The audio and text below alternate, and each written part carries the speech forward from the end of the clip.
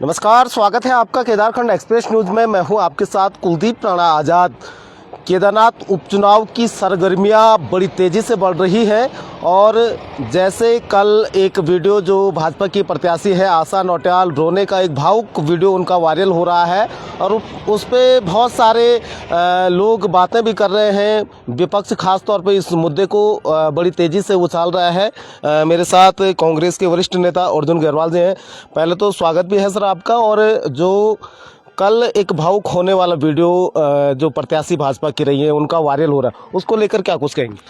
ये राणा साहब आपका धन्यवाद है। और मैं ये कहना चाहूँगा कि ये कोई विपक्ष इस मुद्दे को उछाल नहीं रहा है। विपक्ष का काम तो हकीकत को परोसना है। हमारे लिए ये कोई मुद्दा नहीं है। हम तो हकीकत, और खास करके मैं अर्जुन सिंह गहरवाल तो हकीकत जो होती है उसी बात को करता हूँ।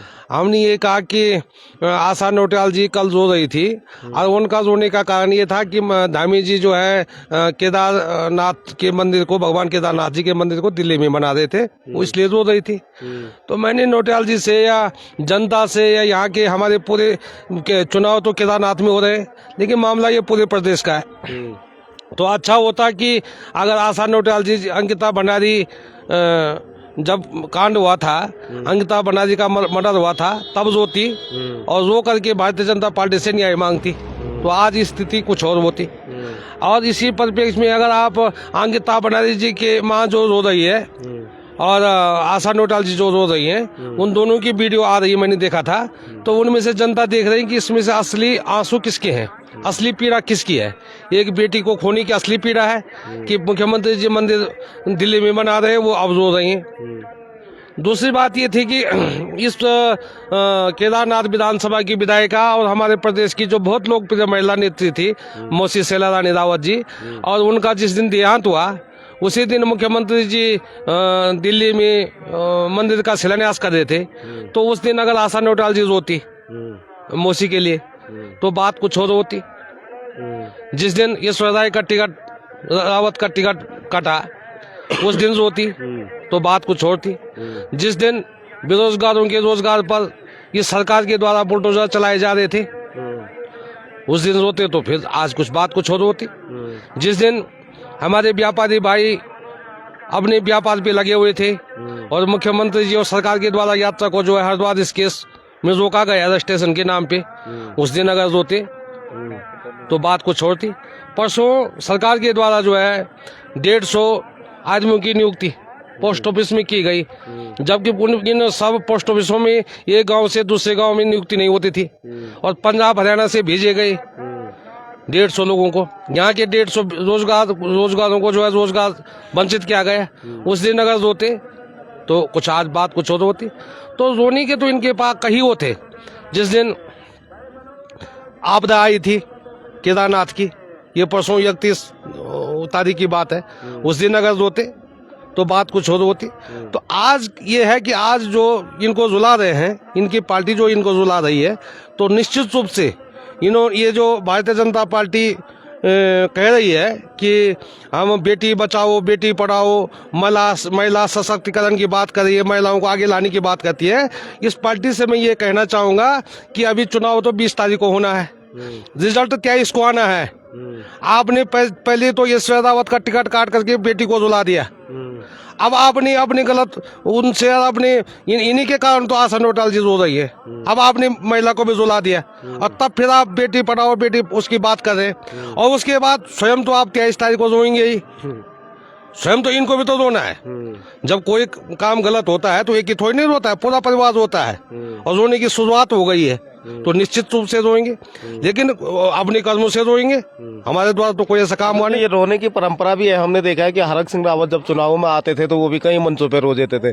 तो ये चुनाव रोने की जो परंपरा रही है वो तो भाजपा। हरक सिंह रावत तो उत्तराखंड के बड़े नेता हैं, और हरक सिंह रावत जी मंचों पे रोए ने वो रोना सिखाते थे कि अगर कुछ ऐसा हो जाए तो रोते कैसे, तो उन्होंने सिखा रखा है ऐसा रोते हैं, और वो फिर वैसे रो रहे हैं, ऐसा सीख करके वो जो है ऐसा वो जो है। तो इस प्रकार से जो है अब चलो ये बेरोजगारी की बात हुई कि बेरोजगार भाई आज सड़कों पर है, व्यापारी भाई आज सड़कों पर है, उपनल के कर्मचारी सड़कों पर है, पुरानी पेंशन के बुरे हाल है वो आज सड़कों पर है। तो तमाम लोग आज सड़कों पे हैं। कल मुख्यमंत्री ने कल सार्वजनिक तौर पे मंच से माफी मांगी है कि जो केदारनाथ की यात्रा संचालन में उनसे गलतियां हुई हैं, उसके लिए उन्होंने माफी मांगी है। इससे पहले तो वो किसी भी मंच से माफी नहीं मांग रहे थे। देख लियो, लोग सारे लोग कह रहे हैं, पत्रकार लोग कह रहे हैं, जनता कह रही है कि मुख्यमंत्री जी ने माफी मांग दी, और मैं ऐसा नहीं मानता। मेरा मानना यह है कि मुलजिम ने अपना गुनाह कबूल कर दिया है। उन्होंने यात्रा जो की, किसका मुजरिम था वो? उन्होंने यात्रा जो की, व्यापारियों का रोजगार गया, व्यापारियों के मुलजिम थे, घोड़े खच्चर वालों के, डंडी करने वालों के मुलजिम थे, गाड़ी घोड़ा वालों के मुलजिम थे, और बहुत देरी से उन्होंने अपना गुनाह कबूल किया है। ये इसको माफी नहीं कहेंगे, इसको गुनाह का कबूलनामा कहेंगे। उन्होंने अपना गुनाह कबूल कर दिया है। अब जज जनता है, अब जनता को फैसला करना है कि इस गुनाहगार को नहीं क्या किस प्रकार से वो दंडित करें। ये 20 तारीख को जनता करेगी। ये तो फैसला आ जाएगा और 23 तारीख को उसका परिणाम भी आ जाएगा।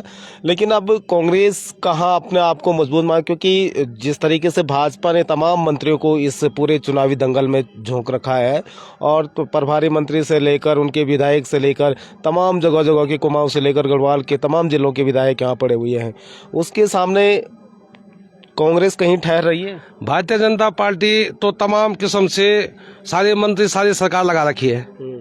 और मैं अगर मूल रूप से ये कहूँ कि जैसे मान लो किसी का ऑपरेशन होना है, पेट का ऑपरेशन होना है, और भारतवर्ष के सारे डॉक्टर आ जाएं, लेकिन MBBS जो है ऑपरेशन करने वाला डॉक्टर नहीं होगा, तो सारे तो विभिन्न प्रकार की ऐसी दवाई देंगे कि दवाई से भी मरीज मरता है।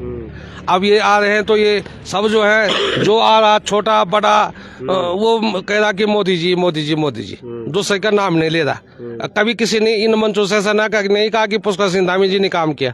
कभी कोई ऐसा नहीं कह रहा कि 10 साल से आसन होटल ने ये काम किए, कह रहा कोई? सब कह देंगे मोदी जी ने किया, सब कहते ये जो यात्रा जो की गुजरात वाले जो स्टेशन पे लगे रहे, उसका आरोप भी वो उन्हीं पे लगा रहे। और कल अगर हारेंगे तो फिर वो मोदी जी पे ही लगाएंगे, क्योंकि कमियां तो इनकी अपनी है। तो ये तमाम जो है, कांग्रेस इस चुनाव को सीधे प्रत्याशी और सरकार वर्सेस क्यों कर रही है? ये चुनाव कांग्रेस बीजेपी के बीच का कम है। ये तो कांग्रेस बीजेपी एक मोहरा है। ये चुनाव जो है सरकार और जनता के बीच का है। ये चुनाव सरकार और बेरोजगार भाइयों के बीच का है। ये चुनाव सरकार और व्यापारी भाई के बीच का है। ये चुनाव सरकार और सनातन से जुड़ा हुआ है।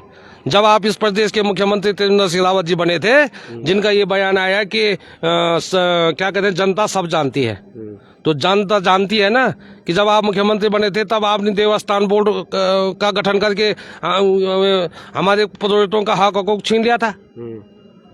उनका हक हकूक आपने छीन लिया था, तो तब जनता नहीं जानती है? जनता इस बात को जानती है। भाजपा प्रत्याशी तो हर मन से एक बात कर रहे हैं कि भाई मनोज रावत ने 600 करोड़ की विधायक निधि वापस भेजी, वो खर्ची नहीं की है, जबकि मनोज रावत कह रहे हैं कि ITI से ले लो तुम, अगर तुम्हें लगता है कि मैंने वापस। मुझे इस चीज का ये ज्ञात हुआ है कि केदारनाथ विधानसभा में सबसे ज्यादा पढ़ा लिखा वर्ग है, और पढ़ा लिखा वर्ग जो होता है उसको जानकारी भी होती है। जब कोई योजना वो होती है, जब कोई योजना शुरू होती है, तो कोई भी योजना, किसी सड़क के लिए 400 करोड़ रुपया स्वीकृत हो गया और वो सड़क बननी है, तो उसके लिए पहले 1 रुपया आता है। जब काम शुरू होता है तो पैसा तब आता है। अब जो ये 6 करोड़ कह रहे हैं, तो मान लो अगर विधायक निधि 50 लाख आई, और जब विधायक निधि 50 लाख खर्च होती है, तब दूसरी निधि, तब दूसरा पैसा आता है, तो उससे पहले नहीं आता है किसी भी योजना पर। और मुझे सारे अधिकारी भी सुन रहे होंगे, PCS, IAS, अधीक्षण अभियंता, JE, यही सब सुन रहे हैं कि जो प्रक्रिया है यही प्रक्रिया है, और सारे पढ़े लिखे भी सुन रहे होंगे यही प्रक्रिया है। और पहली बात यह है कि 600 करोड़ रुपए तो कहीं विधायक निधि आई नहीं, 500 करोड़ है ना। तो इस प्रकार की बातें करें तो ये जो है मुख्य विकास अधिकारी का कार्यालय है, वहाँ से सूचना के अधिकार के तहत लें कि कितना पैसा कहाँ लगा। तो ये तो इनके पास इसके अलावा कोई मुद्दा नहीं है। इस मुद्दे को ला रही है। एक बड़ा आरोप और लगा रही है वो हिटो केदार के नाम से। जब हरीश रावत की सरकार थी तो लाखों रुपए का इसमें गबन हुआ, उसका हिसाब किताब इन्होंने सार्वजनिक किया ही नहीं है। वो मैंने आज एक पेपर में पढ़ा था। मुझे देहरादून से एक पेपर किसी ने व्हाट्सअप किया था, वो न्यूज थी कि मुख्यमंत्री जी 2013 में उस आरोप को लगा रहे हैं कि 2013 की जो आपदा आई थी वो कांग्रेस के टाइम पे कांग्रेस ने ऐसे किया। तो मुख्यमंत्री जी के संज्ञान के लिए मैं कहना चाहूंगा, और भारतीय जनता पार्टी के जितने सक्रिय कार्यकर्ता हैं उनके संज्ञान के लिए मैं कहना चाहूंगा कि 2013 में इस प्रदेश के मुख्यमंत्री विजय बहुगुणा जी थे, और जब 2013 में उनसे आपदा नहीं संभाली गई केदारनाथ की, तो केदारनाथ की आपदा का ही कारण था कि उनको जो है कांग्रेस पार्टी ने मुख्यमंत्री से हटा दिया और हरीश रावत जी को लाए। और उनको जब कांग्रेस पार्टी ने मुख्यमंत्री जी से हटा दिया तो भारतीय जनता पार्टी ने उनको गला लगा दिया, और आज तक वो उन्हीं के गले में है, उन्हीं के गले में लटके हुए हैं। तो वो उन्हीं पे आरोप लगा रहे हैं। धामी जी का जो आज का आरोप था वो विजय बहुगुणा जी के ऊपर था, न कि हरीश रावत जी ने भारतवर्ष में, पूरे देश में, पूरे विश्व में एक ऐतिहासिक काम किया है। आज तक भारतवर्ष के पूरे विश्व में जो काम होते हैं उसका स्टेटमेंट बनता है, एस्टिमेट बनता है। एस्टिमेट जो है जेई बनाता है, जो बीटेक एमटेक होता है वो बनाता है। अब उसके आधार पे जो स्वीकृति मिलती है अधीक्षण अभियंता से, तब जाकर के कोई योजना स्वीकृत होती है। हरीश रावत जी ने कहा कि आपके मकान टूटी, आपका पुस्ता टूटा, आप स्वयं एस्टिमेट बनाए और स्वयं पैसे की मांग करें। ऐसे विश्व में आज तक काम हुआ? ऐसा काम हुआ आज तक? आपदा पीड़ितों के लिए हरीश रावत जी ने ये कहा। फिर हरीश रावत जी ने कहा हिटो केदार। हिटो केदार एक ऐसी योजना थी कि हिटो का शब्द जो है गढ़वाली और कुमाऊं में पूरे भारतवर्ष में 2 ही जगह होता है, बाकी हिटो शब्द नहीं है। हिटो का अर्थ ये था कि हम यहाँ से दूसरी जगह से रास्तों का निर्माण करें और वहाँ से हिटे, वहाँ से चले, वैकल्पिक रास्तों का निर्माण करें, वहाँ से चले और हमारे पीछे फिर यात्री चले। अब राजस्थान का यात्री हो, चाहे हिमाचल का हो या दूसरे प्रदेशों का वो जो है हिटो शब्द नहीं जानता है। हिटो तो हमारे लिए था, एक आंदोलन था कि आपदा आ गई और हमारा रास्ता गौरीकुंड से केदारनाथ का बंद हो गया है। अब हमें वैकल्पिक मार्ग के रूप में करना, तो एक प्रकार का आंदोलन का नाम दिया गया था हरीश रावत जी सरकार के द्वारा कि हिटो। और उस समय 2013 की जो आपदा थी उसमें पूरी केदार घाटी के लोग जानी, सुनी, सारे तीर्थ पुरोहित जानी, कुल पुरोहित जानी और तमाम लोग जानी कि हरीश रावत जी के द्वारा जो मुख्यमंत्री बनते ही तुरंत जो एक्शन लिया गया उसमें किस प्रकार का राहत दिया गया, किस प्रकार से वह दिया। और वही कारण था कि 2017 में भारतीय जनता पार्टी की सरकार बनी थी और जगह, लेकिन केदारनाथ से कांग्रेस के प्रत्याशी मनोज रावत चुनाव जीते थे 2017 का। ये भी संज्ञान ले आप, वही कारण था। और आज की स्थिति भी वही है।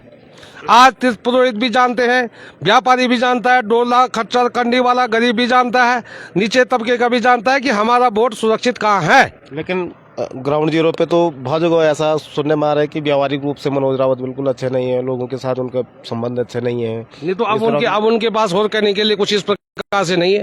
व्यवहारिक रूप से अगर मनोज रावत अच्छे नहीं है तो 2017 में विधायक बने, और व्यवहारिक रूप से अच्छा क्या होने। मनोज रावत जी तो एक ऐसे विधायक थे, आज मूल निवास और जिसकी उसकी भू सुधार की जो आप बात कर रहे हैं कानून की, वो तो उन्होंने 6 साल पहले उठा दिया था सदन में। उनको 6 साल पहले एहसास हो गया था कि ऐसा होने वाला है, तो वो तब कहाँ थे। और आज इस बात को विपक्ष जानता है। विपक्ष आज आसन नोटाल जी को विधायक बनाने के लिए थोड़ा नहीं आ रहा है, मनोज रावत जी के लिए रोकने के लिए आ रहा है कि कहीं हमारे काले कारनामों को विधानसभा में न खोले, जनता के बीच न खोले। इसलिए तो मंत्री यहाँ आ रहे हैं। अगर मंत्रियों ने काम किया होता तो यहाँ आने की आवश्यकता क्या थी? क्या थी इतनी? इन्होंने तो कहना था कि हमने ये काम कर रखा है।